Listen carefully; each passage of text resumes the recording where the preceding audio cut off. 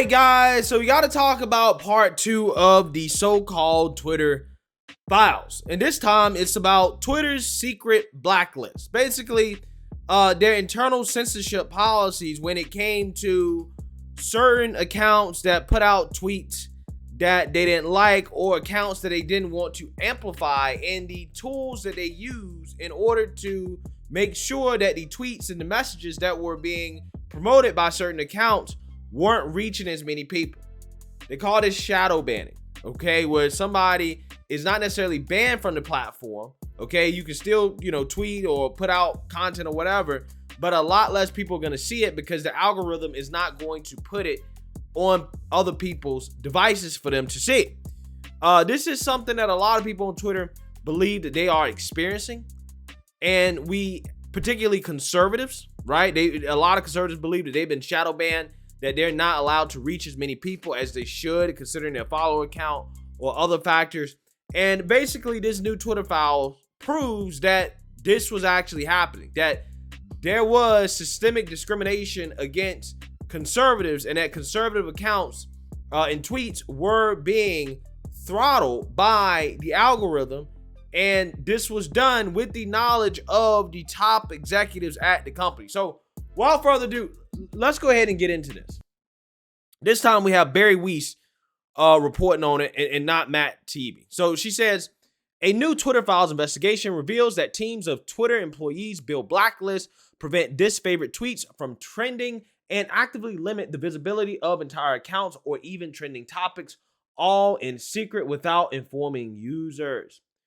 Twitter once had a mission, quote, to give everyone the power to create and share ideas and information instantly without barriers. Along the way, barriers nevertheless were erected. Take, for example, Stanford's Dr. Jade Bhattacharya, who argued that COVID lockdowns would harm children. Twitter secretly placed him on a trends blacklist, which prevented his tweets from trending. Okay, so this was a Stanford professor who has an MD, right, and a PhD. You would think that, what this guy says, regardless of whether or not it goes along with the Democrat narrative, he wouldn't be shadow banned, right? You would think that he would know better than the people that are deciding whether or not his tweets are harmful, but apparently not, okay? Big tech knows more than actual scientists, apparently, okay?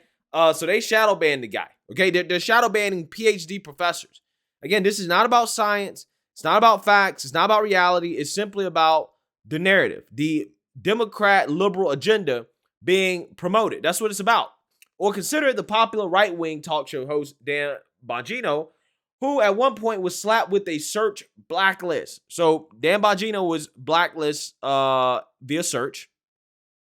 And they got the screenshots here. So leftists can't deny it. Remember, guys, leftists say this was a conspiracy theory, right? It's no proof, no evidence that conservatives are being systemically discriminated against on the internet. Twitter set the account of conservative activist Charlie Kirk to do not amplify. Twitter denied that it does such things. In 2018, Twitter's Vijay God, then head of legal policy and trust, and Kevan Bikapoor, head of product, said, quote, we do not shadow ban. They added, and we certainly don't shadow ban based on political points of view or ideology. Well, we know that to be incorrect. What many people call shadow banning, Twitter executives and employees call visibility filtering, or VF. Multiple high-level sources confirmed its meaning. Think about visibility filtering as being a way for us to suppress what people see to different levels. It's a very powerful tool, one senior Twitter employee told us.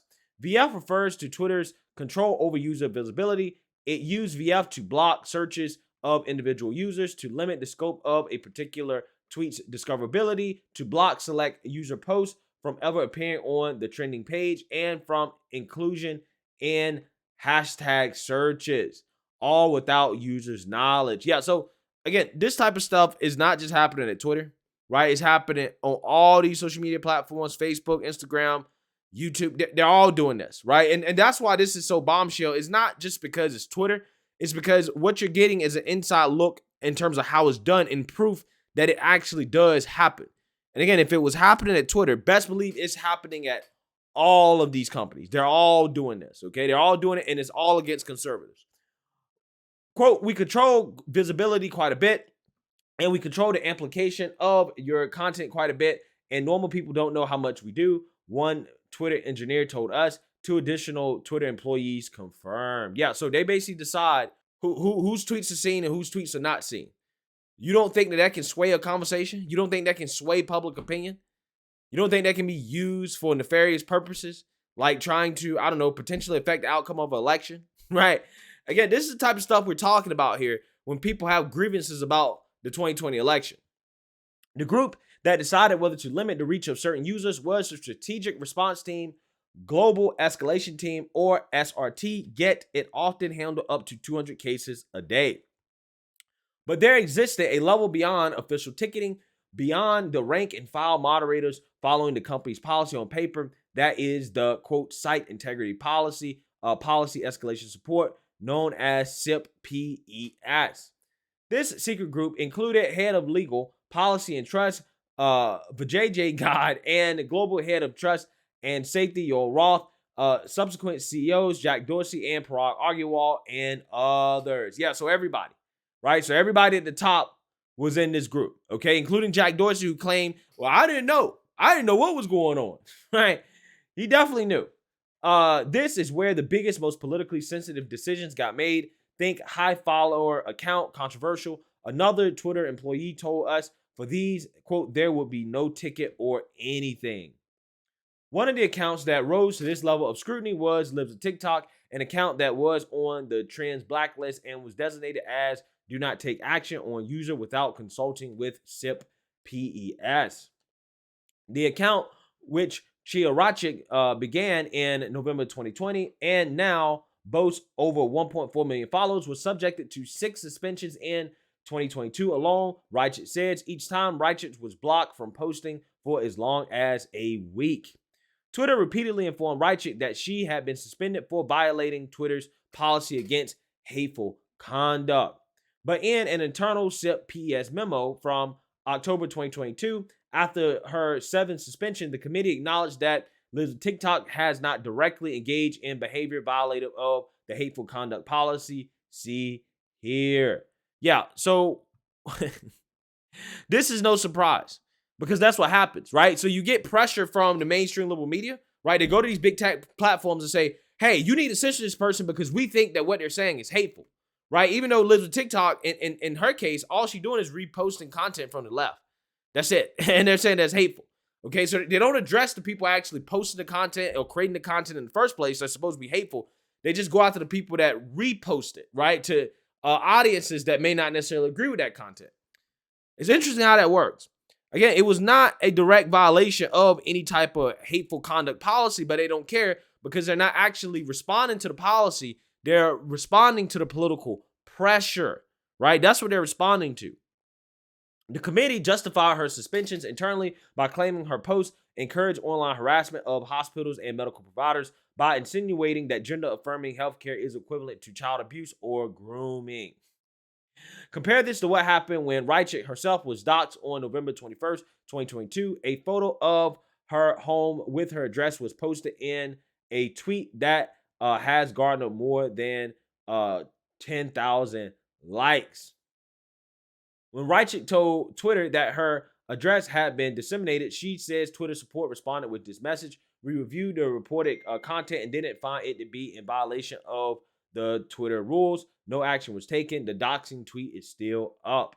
Internal Slack messages, Twitter employees spoke of using technicalities to restrict the visibility of tweets and subjects. Here's Yoel Roth, Twitter's then global head of trust and safety, in a direct message to a colleague in early 2021. He says, a lot of times, SI has used technicality spam enforcements as a way to solve a problem created by safety under enforcing their policies, which again isn't a problem per se, but it keeps us from addressing the root cause of the issue, which is about our safety policies need some attention, right? So basically what he's saying is that, well, we use a technicality because our safety laws or our safety rules aren't tough enough, right? We can't really get people like Libs of TikTok under like the net that we really want. and we're being consistent, right? So that means that our policies are weak, so we got to use a technicality in order to justify the censorship. 6 days later, in a direct message with an employee on the health, misinformation, privacy, and identity research team, Roth requested more research to support expanding, quote, non-removal policy interventions like disabling engagement and disamplification / visibility filtering. Roth wrote, the hypothesis underlining much of what we've implemented is that if exposure, e.g. information, directly causes harm, we should use remediations that reduce exposure, and limiting the spread / virality of content is a good way to do that. AKA, yeah, we're going to shadow ban people as a way to not have misinformation pushed out to the public. But again, it's funny because all these people, including big tech, were pushing misinformation about masks, vaccines, the virus. They was pushing that all through 2021, 2020, right? This year, because again, it went along with the Democrats. This is never about facts, okay? It's all about what do Democrats agree with and what they don't agree with.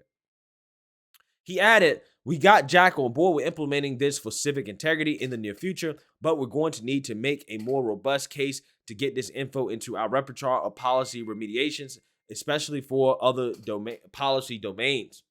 There's more to come on this story, which is reported by all these people and the team, the Free Press.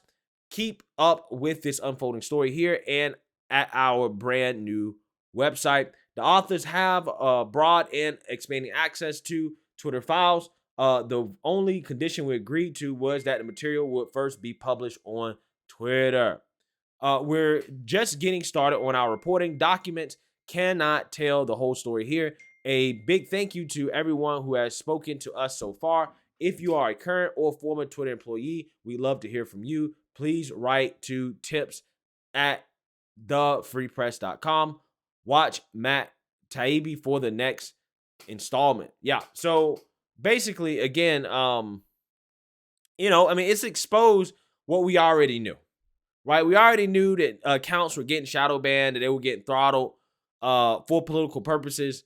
We knew that Jack was lying about it. He definitely knew. Again, for as great it is that we have proof and evidence to back up our, conspiracy theories, it's just funny because none of this stuff is a surprise to me. And I wouldn't be surprised if all big tech platforms are doing this. This is exactly what they're doing. So let me know what you guys think. Make sure you like, comment, subscribe. Most importantly, share a Black conservative perspective. Peace.